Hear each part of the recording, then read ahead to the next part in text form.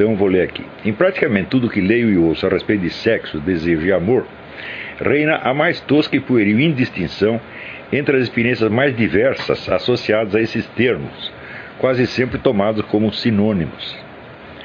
No seu nível mais imediato e fisiológico, o desejo é um fenômeno puramente interno, produto da química hormonal sem objeto definido. Ou seja, o sujeito está sexualmente excitado, mas não com algo ou alguém em particular. Simplesmente o desejo aparece. Isso acontece frequentemente quando você acorda, né?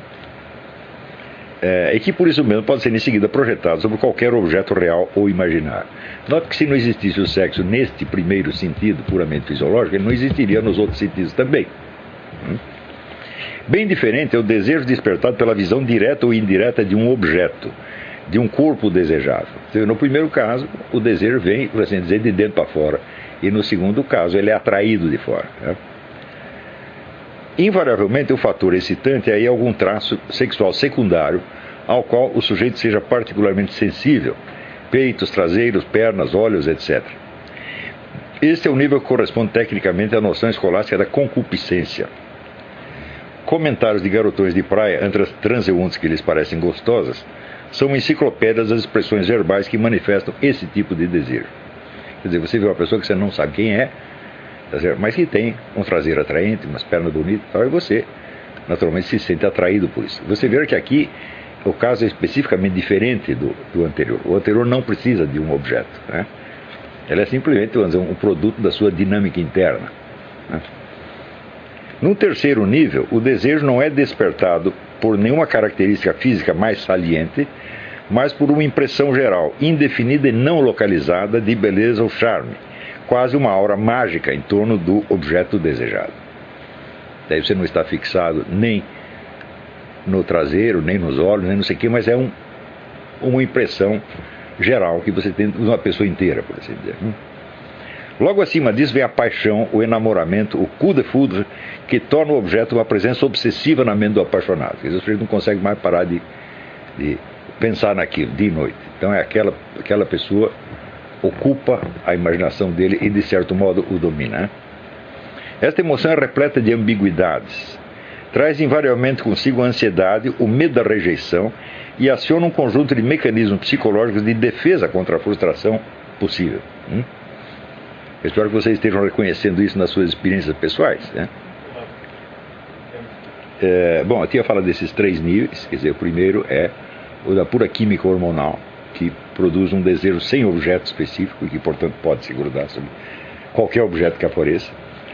O segundo, o desejo despertado pela visão de um objeto. Portanto, no primeiro caso, o desejo vem de dentro para fora. No segundo, é atraído de fora para dentro.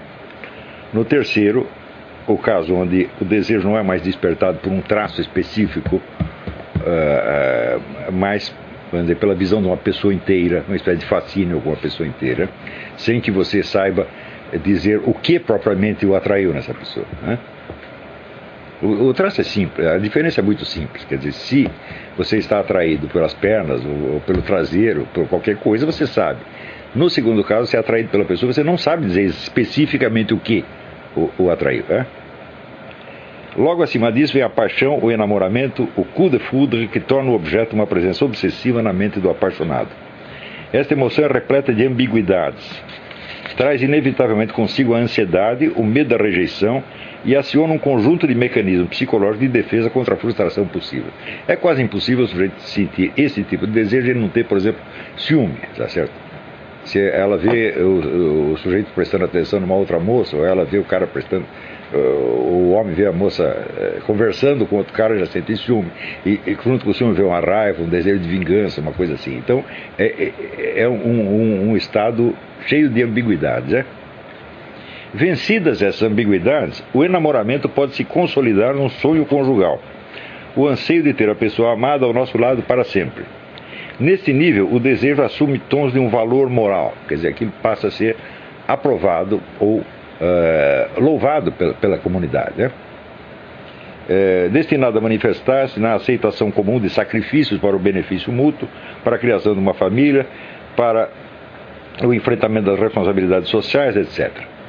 A resistência maior ou menor às dificuldades pode levar a resultados que vão desde a criação de uma família estável até uma variedade de desastres conjugais, que acontece na maior parte dos casos, né?